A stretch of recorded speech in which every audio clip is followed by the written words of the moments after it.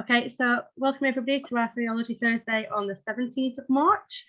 We're joined by Liz Mosh tonight, who is going to talk to us about hope after COP26. So if I hand over to you, Liz. Thank you. Cool. I'm going to share my screen. Hopefully it'll work. Perfect. Can you see the slideshow rather than the thing that's telling me what's next? Yes. Yeah, excellent. Good. Okay.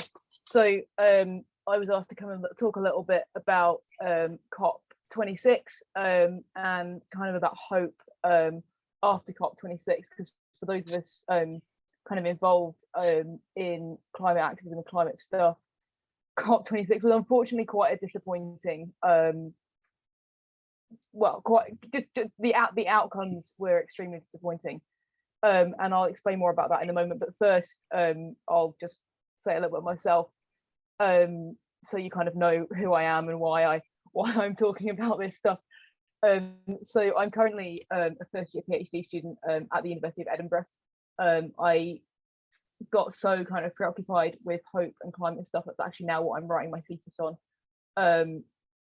which I'm still kind of early days, and so kind of what you'll hear tonight really is how I'm beginning to think about it. It might be that in 3 or 4 years time, once I finish this, my thinking has totally changed, but what you're getting is kind of the in progress, like raw version of what's going on.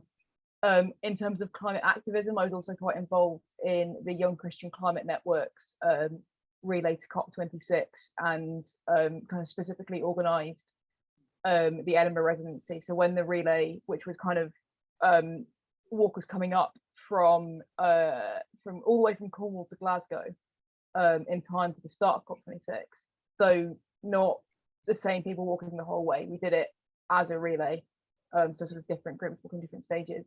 But when the relay came through Edinburgh, I helped kind of coordinate some of the events there, and also was able to spend a little bit of time in Glasgow. So like when the relay arrived, I was able to be at the big protest on the middle Saturday of COP, and so I've kind of seen some of that side of it as well.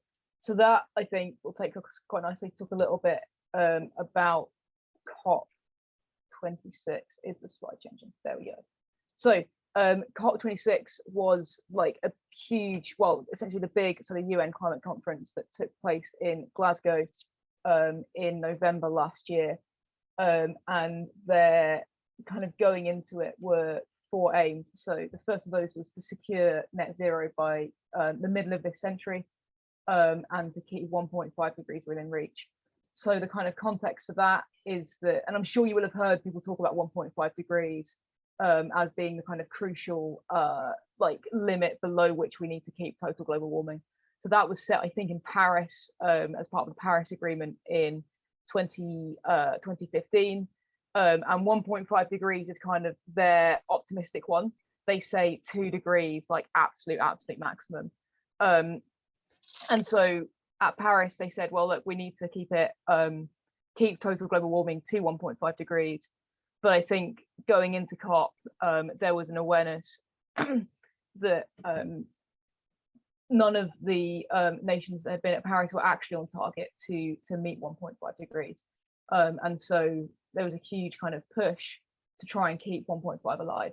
That is to make sure that we could actually keep total global warming within 1.5 degrees. Going into COP, there was also a hope to be able to mobilize finance. So that's kind of, a lot of that's around like the redistribution of financial resources from wealthy countries to less wealthy ones, many of which are more climate vulnerable. And some of those resources go to kind of help meet the third aim, which is to help communities adapt and to kind of restore their livelihoods in the face of climate damage that's already happened. And also at COP26, they wanted to work together to be able to produce concrete plans on which they could deliver their aims. And so I think I'll talk a little bit about some of the outcomes in a moment, but also going into COP26, we were campaigning with YCCN, and so the picture you can see on the slide is YCCN when the relay arrived in Glasgow. I know all of the people in that photo.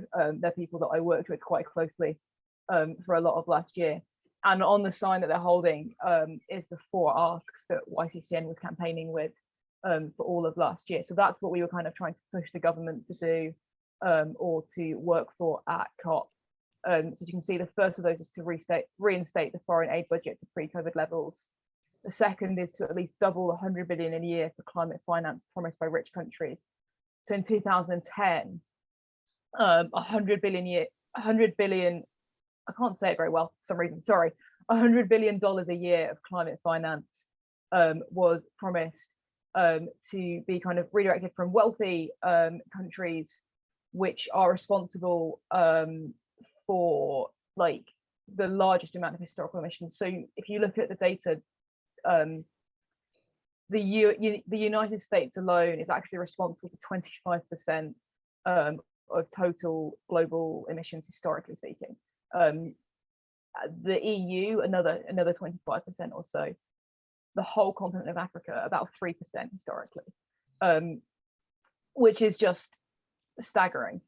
And yet it's countries in Africa, Pacific nations, parts of Asia that are suffering the most. And so the $100 billion a year was about kind of redistributing some of the wealth that's there in light of the way that the damage has kind of been enacted. But going into COP, and as I'll talk about in a moment, coming out of COP, that still hasn't been delivered upon. So I think it's got higher, about 80 billion a year, but obviously that's still a really significant shortfall. And so our third ask was around developing loss and damage mechanisms. So that's partly again about finances and climate reparations for damage that's been caused, essentially to enable climate vulnerable nations to rebuild themselves and to deal with the kind of consequences and displacement that communities have suffered. And the fourth ask was around cancelling the debts of the world's poorest countries. And so I think, as you can see, there was in some ways quite high expectations going into COP, and a huge amount of energy that YCCN and like a whole load of other organizations put into campaigning. And unfortunately, what we found was, so this is kind of looking at the outcomes now. It was 2 weeks of kind of quite tense negotiations, and there were some good things that happened. So I don't want to knock it entirely. So for example, huge numbers of countries kind of signed pledges to cut methane emissions and end deforestation. There were a number of like significant new pledges to move towards net zero greenhouse gas emissions or net zero carbon emissions, including from India, which is currently the third highest annual producer of emissions globally, and they pledged to hit net zero, I think, by 2070. And there was also an agreement to phase down, but crucially not phase out coal and fossil fuel subsidies. So originally that line had been to phase out, but then at the last minute, I think it was India actually, like the Indian delegation sort of put forward an objection, and it was kind of softened slightly to phase down. And so those were kind of the good parts. So they were sort of some small steps towards something, maybe. But the reality is that it was not enough. And so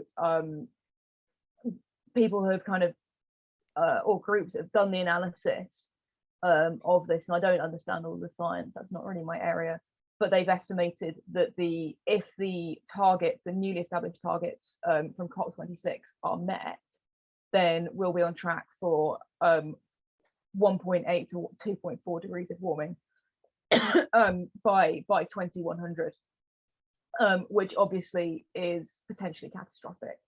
There's no country that actually has concrete plans for net zero. So we've seen lots of pledges and lots of kind of declarations that that's what they're aiming for, but very few, no kind of concrete roadmaps for achieving those goals.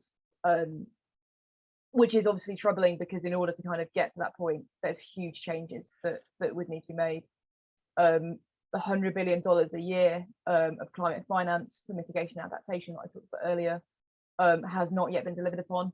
They think that I think they said they are hoping to be able to deliver on that by 2023, but it still hasn't happened, and not enough was done essentially to sort of safeguard lives and livelihoods in the most climate vulnerable communities around the world.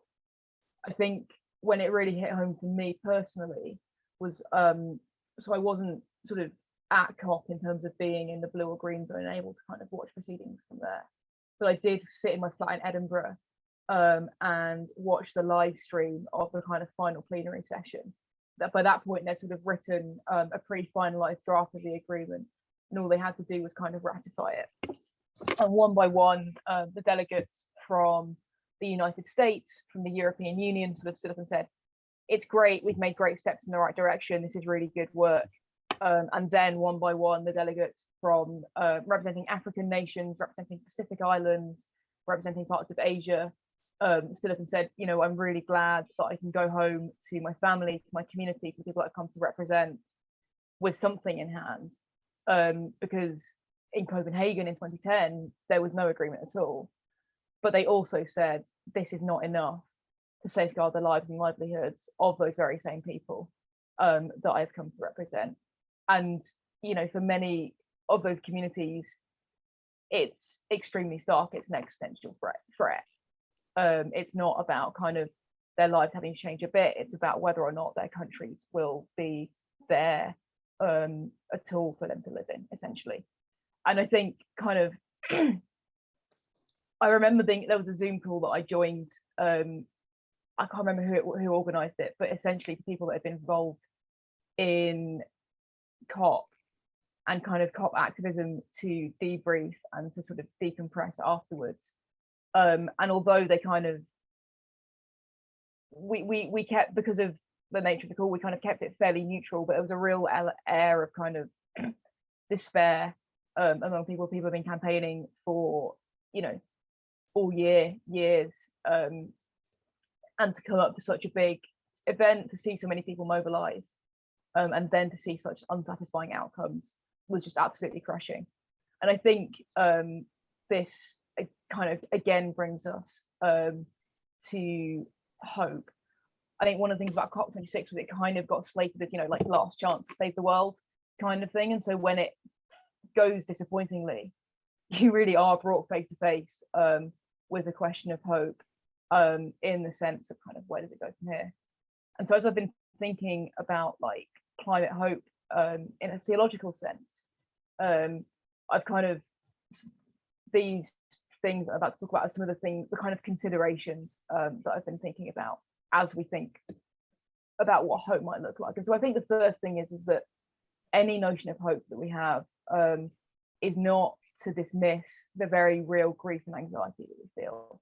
I think hope can make space for lament, and for those of us that are feeling that way, that's okay, and probably even, dare I say it, like a good thing, because to really, I think we have to grieve what is happening and lament and repent at what we've done to the world.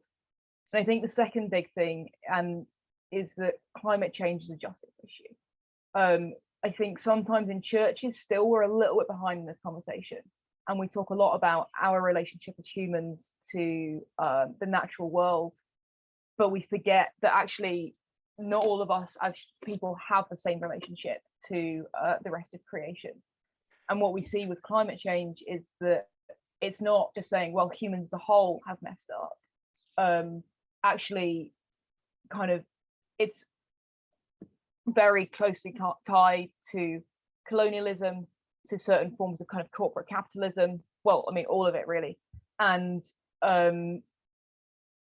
the exploitation of people in the global south.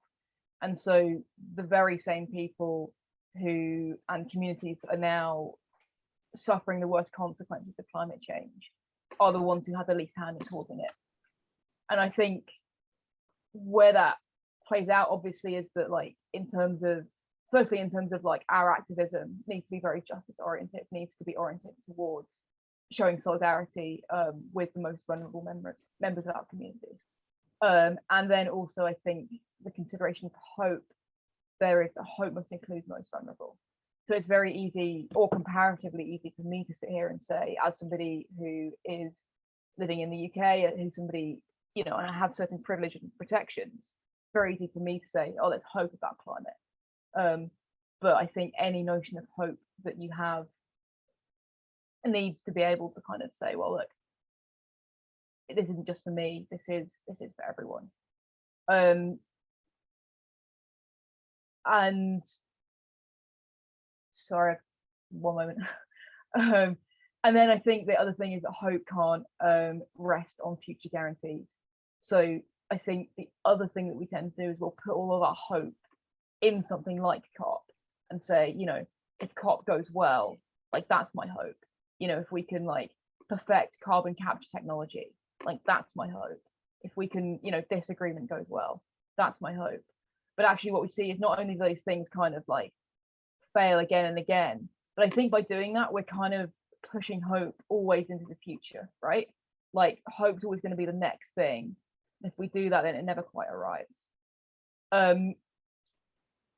And so as much as we need to be careful not to be careless with our hope, as much as we need to be careful to kind of make space for grief and anxiety and lament, I think that there is still room for hope.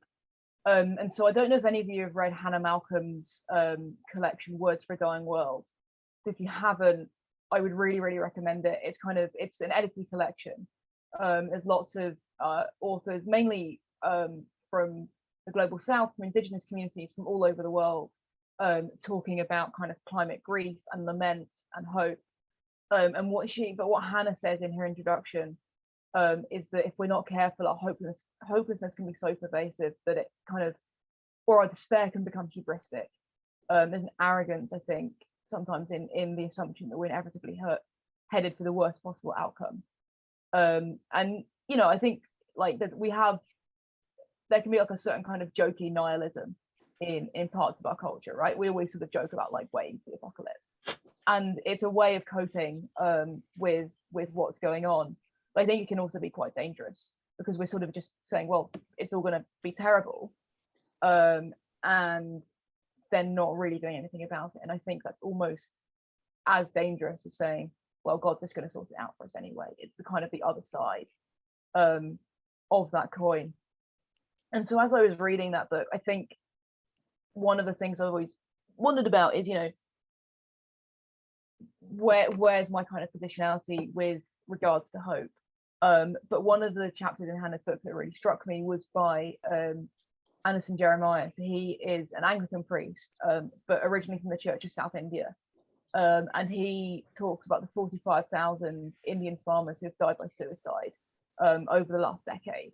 And their suicides are like largely as a result of crop failures, other agricultural problems, and the resulting kind of economic and financial hardships directly caused by climate change. So, you know, droughts in the summer, crop failures, all that kind of stuff.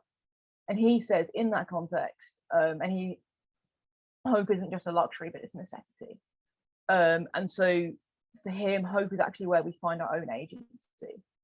And he talks about kind of nourishing it together in community. And one of the really powerful things that he talks about is hope being a kind of love. I think that's kind of, it's not just wishful thinking, it's not a luxury, but actually in a context where people are so vulnerable to climate change, hope is a necessity. And I think that encouraged me to really think again about, like, yes, we need to be hopeful, not just for ourselves, and not in a kind of naive way, but so that we can try and do something about the situation in which we find ourselves. And so I think that kind of sets some of the context. And now I'm going to talk a little bit about kind of some theological approaches to hope very briefly, and kind of how I've applied some of that. So I don't know how many of you are familiar with the work of Jürgen Moltmann. He is a German theologian, was kind of still alive, but like very, very old now. And the bulk of his writing was kind of in the sort of latter half of the 20th century. And he is very well known for his work on hope. And there's a lot of good things here. So I'm going to say some kind of good things about it, and some things where I think that it gets a little bit tricky. So Moltmann kind of links hope and eschatology. So eschatology being kind of theological thinking about the end of the world. And so often eschatology is the thing is, for Moltmann, it's not actually just about what happens at the end of the world. So I think very often we kind of think about eschatology and we think about the end times, and that's all just kind of in the future.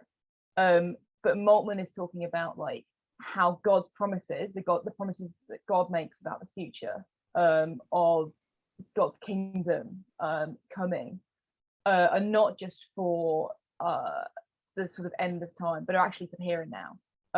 And so it's not that it's kind of all of our problems are immediately swept away, but actually that like the kingdom of God is being built in the present. And so what that calls us to do in Moltmann's theology is to kind of work together to build towards the future that God has promised us.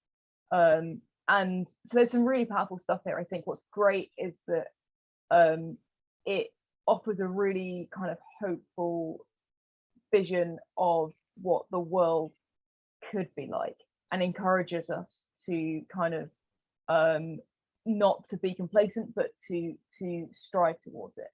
And I think what's really crucial here is that hope doesn't require us to escape this world. So I think quite often one of the temptations that can happen, I think, to some Christians, is that we kind of will place hope in a desire to kind of just get away from it. So, well, you know, God will make it better. There's heaven in the end. Like, none of this really matters. But in Moltmann's theology, this world does really matter, and that's a good thing, I think. And then, so there's been some critiques, technical. So if I'm rushing too fast, like, please feel free to kind of like wave your hand and like slow me down. But more recently, I've been reading a theologian called Keller. She's an American theologian, and what she says is that Moltmann, even in his kind of desire to balance like God's action and our action, kind of conflates the promise with the guarantee. So for Moltmann, essentially the future's already decided, and our job is to kind of work towards it. But because Keller is a different kind of theology, she's a process theologian. And what that means is that for her, the future's undecided. And the world's kind of in this like ever-evolving process of continual creation and God with it. And so what this means is we don't know what's going to happen, even with God. Like, it's all still evolving. The future hasn't yet been decided. And so her kind of critique of Moltmann is, well, you know, if the future's already decided, if the future's already promised, and then if Moltmann's saying it's promised, then clearly it's guaranteed. And I think the gap there can be that, well, maybe that doesn't encourage us towards striving. Maybe that doesn't require us to do quite enough. It still puts a bit too much of the, it sounds silly, it puts a bit too much in God's hands, which I think can be tricky when it comes to something like climate change, right? Because climate change is fundamentally a problem that we have caused. And so if we say that God's going to make it better, then it's hard to know what our role is in that. And so that does all sound quite hopeless. But Keller has some ways of talking about this. And so I might just read you this quote, actually, because this has kind of been quite sort of central to my early thinking about what I'm doing. So she says, to decide that it's too late, that would be as irresponsible as living like there's no such thing. Opposite modes, but either way, we provide ourselves an alibi, an excuse, an exit from the trouble. To stay with the struggle means to enter not the continuum of dread, but the wake of morning, the energy of indeterminacy, and the awakening potential of this now. What matters unconditionally may materialize under the most urgent conditions. And so what she's kind of saying is we need to not decide that it's too late, but we also need to know that the worst might happen. And that, but that because the future is kind of constantly evolving from the present, there is possibility of better.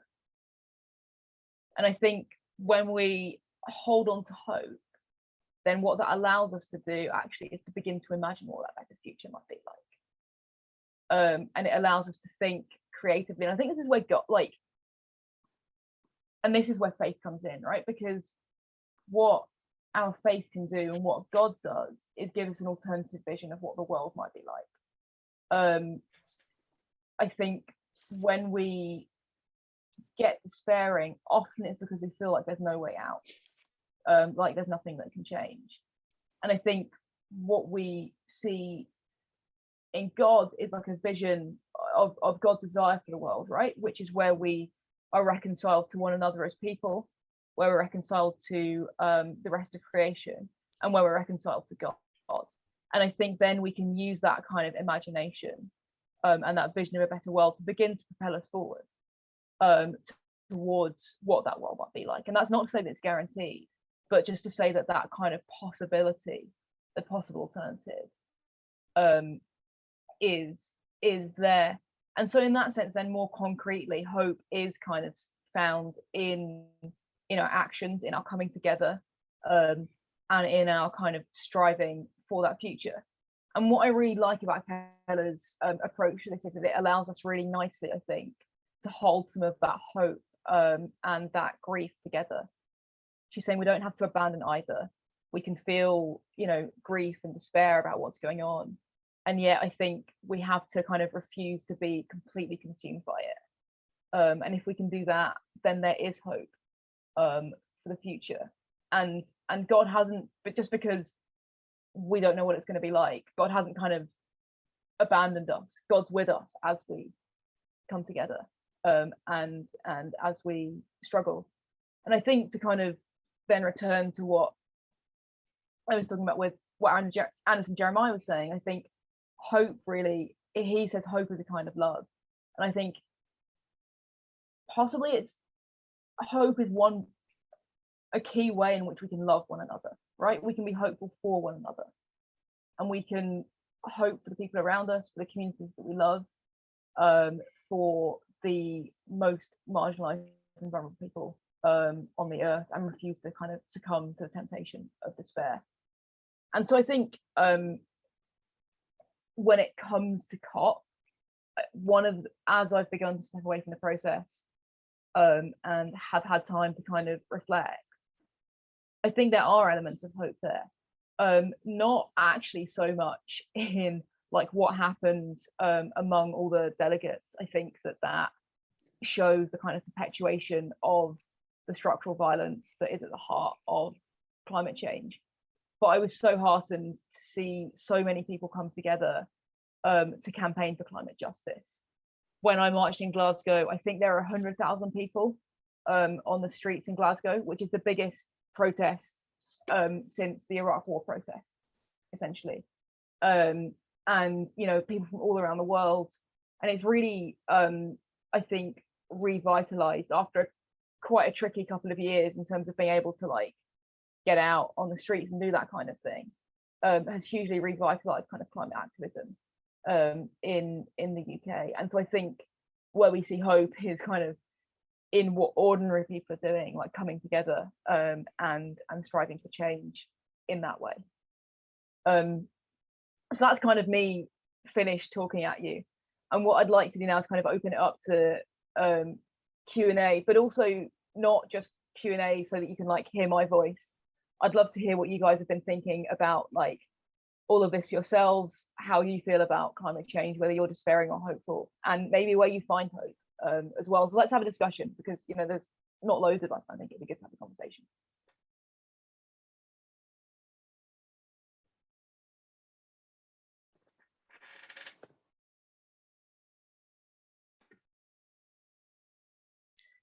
Does anyone want to go first, or shall I just say some stuff? Thank you. That was really, really good and a lot of food for thought. I really struggle with climate change because I think I fall between both despairing and being hopeful, if that makes sense. Yeah. So I feel the despair in the fact that, like you said, that structural violence still exists. But then there is this huge groundswell of support from people. And like I went to talk from somebody who talked about the fact that it's a real cross-party issue as well. Like all political parties will say they care about climate change because actually it appeals to voters from all spectrums. So obviously there is kind of like this popular movement that cares about climate change and climate justice. But I just, sometimes I get so frustrated, but I'm like, I don't know how they're going to move that on though from being a groundswell of support to actually changing the structural stuff, especially when from a UK point of view, we're not the biggest player on the block when it comes to the issues around climate change either. Obviously it's important that we still take a stand, but I guess it's also how we reach those bigger powers, which feels a bit despairing to say that. No, and I don't think there's any easy answers to that. I think that like that was one of the huge challenges at COP, right? Because there was so much kind of campaigning that went into it, and then it sort of felt like quite a lot of that really got ignored. And particularly people had kind of, particularly the kind of campaigning voices from people in the global south. I think like and I also think that like we want kind of change on that level. I think also we need to think about how we change in our own lives, and we're all on a journey with that. And I say that not because climate change is like our personal responsibility. The reality is like 1 or 2 people doing their recycling is not going to fix the problem. But if we do like and most like the kind of responsibility for like proportionally for emissions falls hugely on like a very small number of corporations.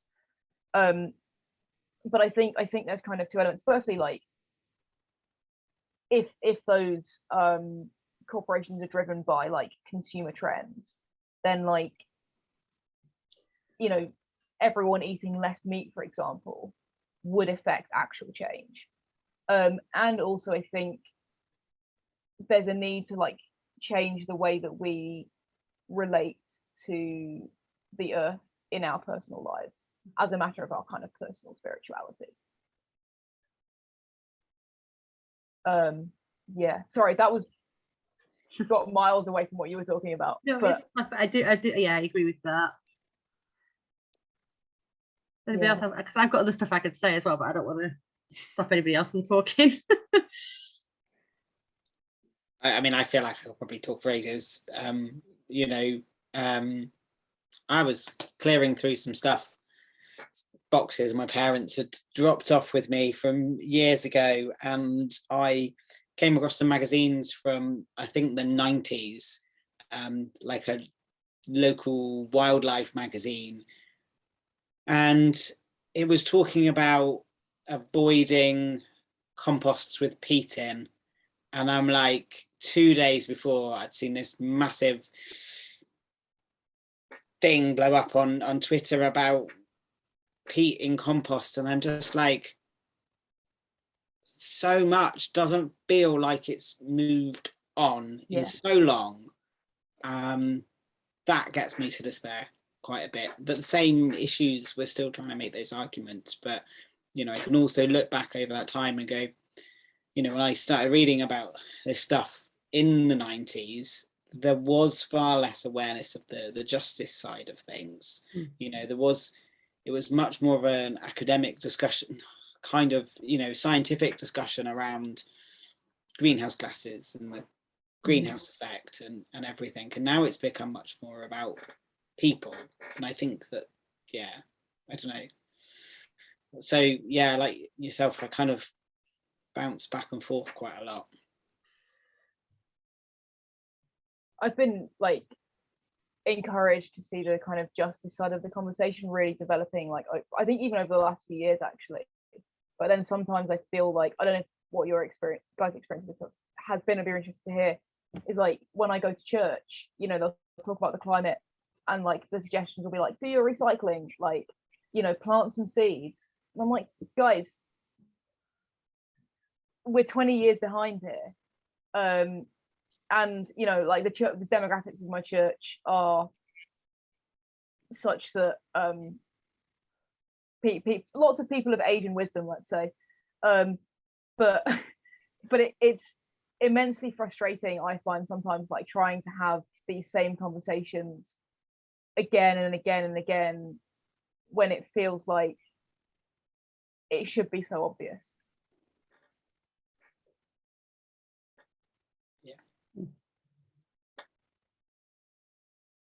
Yeah, I remember when I went to Germany, I think remember in like 2008 or something. I remember going around the train station and all that stuff and seeing recycling bins like with rubbish, and then like in the UK, just like, well, you don't have recycling bins out on the streets, like the council never seemed to provide. You just had rubbish bins.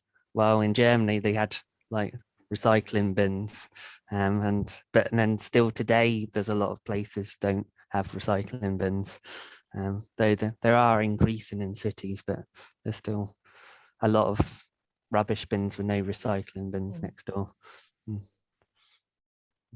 Yeah, I think that's a good point, because what that kind of points to is like the way we want our society to be structured to enable people to make greener choices, right? You see this come up quite a lot with people talking about like car usage and that kind of thing. You know, it's all very well for someone like me. Like, so I live in Edinburgh most of the time. I live in a city. The part of Edinburgh that I live in is extremely well connected by public transport. I'm able-bodied. I don't have like anyone. I'm single. Like, I don't have kids or anything like that. And so in those circumstances, it's actually very easy. Like, definitely inconvenient sometimes not to be able to drive, but it's fundamentally possible. Whereas if you're living like rural public transport in the UK or in like huge parts of the US is not good. And I think, you know, like your example with the bins, we need to kind of be pushing so that society can be structured in such a way that like we can all live more sustainable, ecologically friendly lives. Yeah, so same like in the house, like everyone has like a rubbish bin in the house. It's probably standard, like in the standard kitchen, but it's not really standard to have a recycling bin in your house. Like, it's just thing we haven't really quite seemed to grasp that as a standard default option. I think it depends. Yeah, it depends a lot. Like, because I think quite a lot of people do, but it just depends on what like collection is available, and like it's also localized. Yeah, but it's normally like you don't tend to have a bin. Well, from my experience, like a random box or something. Like it'd be a random box, not like official thing. It'd be like just a pile. Like, but what I mean is like an actual bin. Like say like, for example, when you're like renting a house, it's like part of the inventory, like as like recycling bin rather than just a rubbish bin, like that sort of idea anyway. I know what you mean. I have a crate because I'm bad for that. We have like our recycling boxes outside, and we have a little recycling house outside so it doesn't blow away when it's windy, but like inside we just have like a little crate, and it's like teeny. I fill it up, and then like my partner gets really frustrated that it's overflowing within 2 minutes. My partner didn't really recycle before we met, so when he moved here, he got like a normal black bin that's a rubbish bin, and an identical but in green one, and that's the recycling one. That is almost always inevitably overflowing, because there's that, but we've also, don't get me wrong, West Devon are wonderful, but we have like 2 different recycling boxes and a bag for plastics and the caddy for food. It's a lot. That's a lot. I think this is part of the problem as well. Like, I don't know how it's done everywhere else, but it just feels like it's such a minefield whenever you move to like different councils, what the rules are about bins and what can and can't be recycled. Because like my mum and dad have completely different rules to like where I live, and like they've got one bin and they just shove everything in it. Apart from paper, that has to go separate, whereas we have to put plastic and tins together and paper separate, and only certain types of plastic and tins. It's Yeah, and then where my family are from, like everything goes in one bin. All recycling goes in one bin, Yeah. and it gets sorted. But yeah. So where I live in Edinburgh, we've got like essentially, because it's all tenement flats. You don't like put you take the sort of like your kitchen bin straight out on like the on-street bins. The same with the recycling, which is like on-street, like big communal bins. But in my area, they've only been collecting the recycling kind of sporadically for the last several months, and so you never know when they're going to come. And then like because they come so infrequently, as soon as they come, it's like immediately filled up again, and it's a nightmare. And I know for a fact that in the nicer parts of town, in all the really like fancy places, they are being much more consistent than they are in where I stay. And it's really annoying because like then you end up with a huge, anyway, sorry, it's been like a source of stress in our flat for a while. I mean, one thing I will give the current politicians is that has, going back to the transport issue, is that there have been train lines reopened. Yes. You know, we've had it to us, but I know there's been in other parts of the country as well. And yeah, and that makes, well, I would say it makes a big difference, but actually it hasn't so much, I don't think, for us yet, because we only connect into one place. But I did hear that our council, Devon Council, are reducing the money they give to the bus companies because central government has reduced what they give to councils towards public transport, and with rural areas, a lot of routes aren't profitable. And yeah, so I'm not quite sure. I mean, I'm already aware that our main bus route basically runs because it gets kids to college. And you know, I have an electric car, and whenever people tell me that you know, electric cars aren't the answer, and I'm like, well, no, they're not. Public transport is. They always look at me like I've just sprouted extra limbs or something. I can't quite understand it, but mass transport. Yeah. I wonder, like, I always wonder though, like, what that looks like in rural areas. Like, I don't know what your thoughts are on that. Just more funding, or? Well, you need more funding, yeah, because you've got to run the buses and people have to be able to use them to get to work. Yeah. And at the moment that doesn't always quite line up, and that's where part of the problem is. So for example, where I live, so my partner heads east when he's got to go to the office, he goes to Exeter. That's well served by, so he can take the train now or he can take the bus. I go west and I go across the border into Cornwall. Now, strictly speaking, that's a bus route, but the first bus doesn't get in until 10:30 and leaves. The last one leaves at 3:30. I can't do a day's work. Yeah, have to drive. Yeah, yeah, that's frustrating.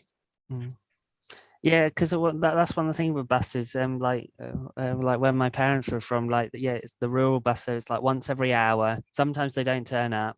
They get delayed, like half an hour, and then they don't get used, and then they sort of get cut back on and all that stuff, like in the evenings and on Sundays and weekends. And so it's like, and then it's a vicious cycle, because then they say, oh well, there's no one really using the buses, let's cut them down further. But it's partly because the service is not good enough. I was just thinking that, how can you say it's not, like, I wondered how long Henry, it had been that it was like getting in at 10:30, because obviously that's not profitable. But had I been running it earlier in the morning where people might get it to commute in, like at what point did they decide actually we're going to put it so it gets in at 10:30? That seems bizarre. You wonder how they reach the equations, because like I said, we've got our train line back, but you know, that closed in the early 70s because Beeching said it wasn't profitable. Yeah, it's and yeah, it somewhat baffles me. But then I've got a friend who works in planning office over in Dublin, And he says it's really difficult to get people to change their mode of transport. So it's getting people out of their cars. And I think for that, you have to have a service that runs at a time that people need it and not be a lot more expensive than the cars.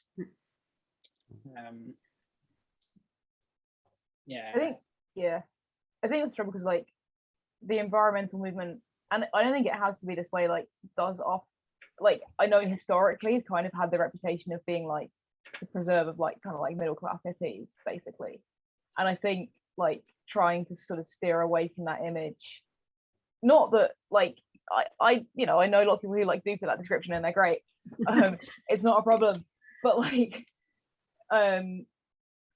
means that we can probably get more people like on board.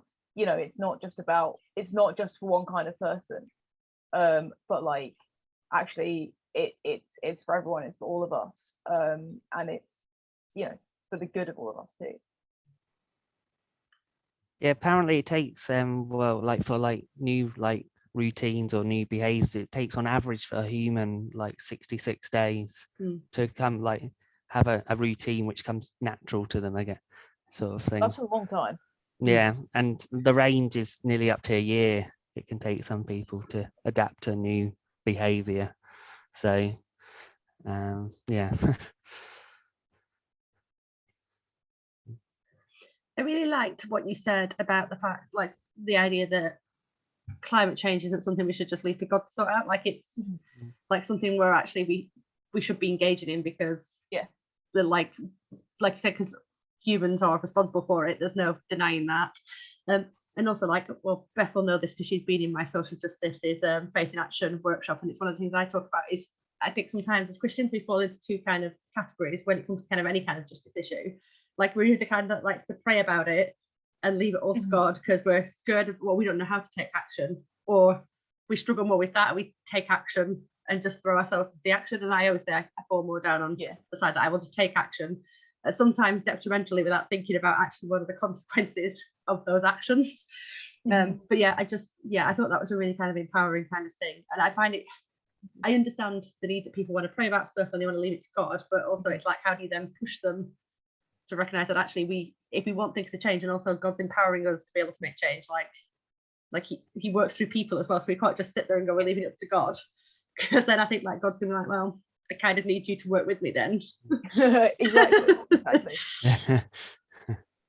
I think like for me, one of the really helpful ways of kind of bridging some of that gap is like thinking about the ways in which like we collectively also need to be kind of like reconciled to and enter a more like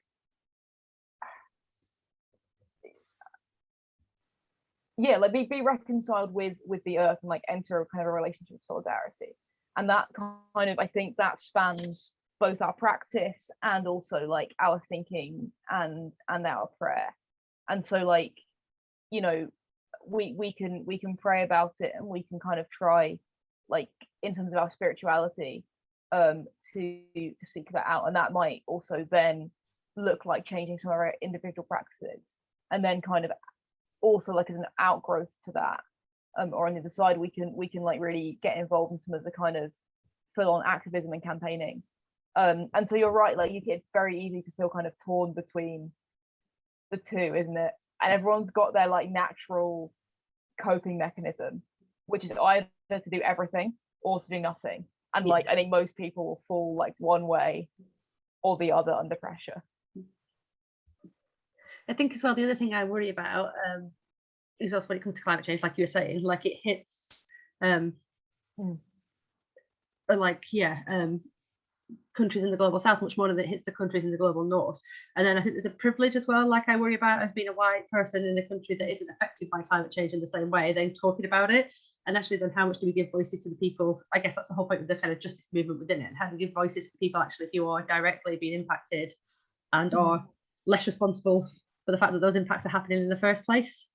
I just, from a kind of campaigning point of view, that's always something I reflect on as well. Like, how do I make sure that I'm not taking the conversation away from the people actually who have that lived experience?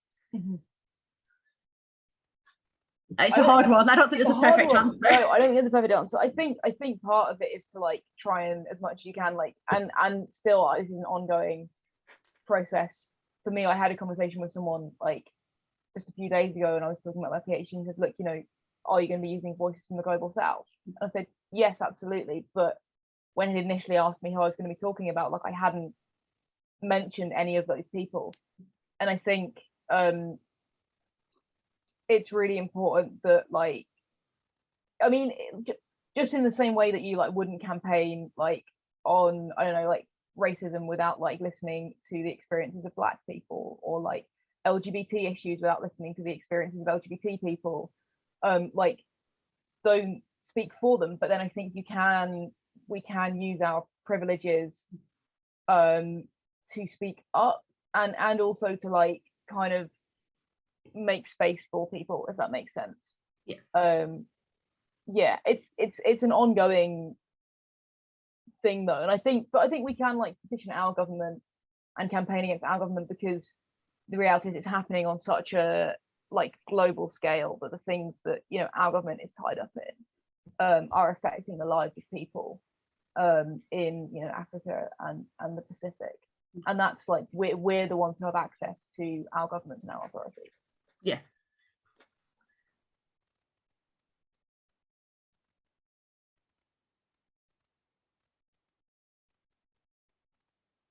Anyone got any other like questions or thoughts or anything?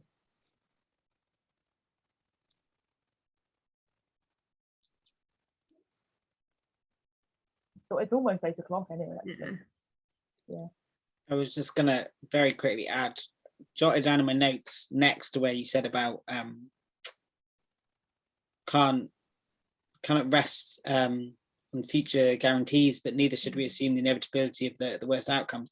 Where you talked about that, I've just jotted down about it's like, it made me think of repentance. Yeah. You know, the actions, you don't just say you're sorry, you show that you're sorry. Yeah. No, thank you for bringing that up. Like I think that's a really, really helpful way of thinking about it.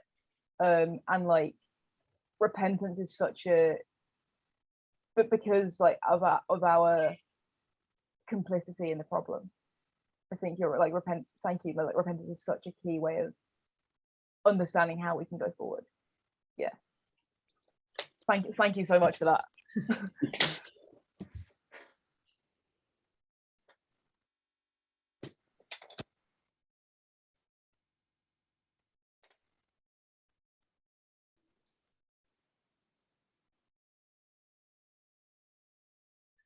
Anybody got anything else, or is that a really nice, I think that's a really nice note to end on, but if anybody else has anything else to say, I don't want to cut them off.